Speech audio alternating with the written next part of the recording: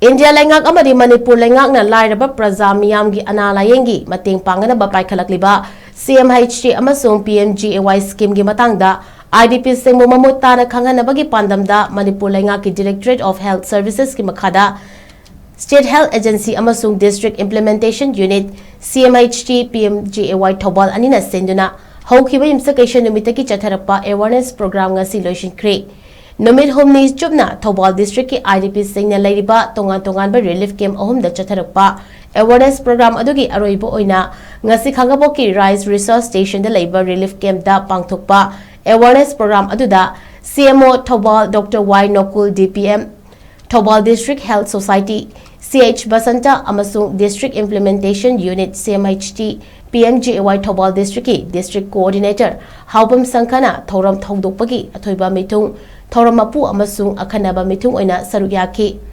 Thorongi saruk ama oina State Health Agency gi Instructor Khangemam Jolitana CMHT amasung PMJAY card asi kanana sabi yai mafam kadai da sagani amasung masi kanabana karino haibagi matangda resource person oina wangangki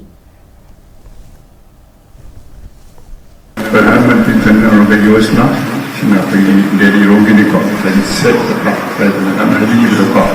Socioeconomic Class Census 2011 da yawa nisingdam chaya daga CMHT ministers facility bangsina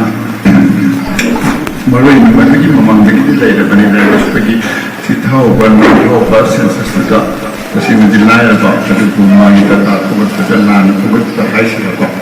lambai andu PAIKHATLIBA station chale jedrasu awana tara boleh terus segi hari nanti memang bagian program bani. Dan masih matangda koi social media ada orang dia itu komplain problem nama koi, ada sukui di bawah jadi ustaz nama malai kita, ada super cancer ni, magi complain so many complaints.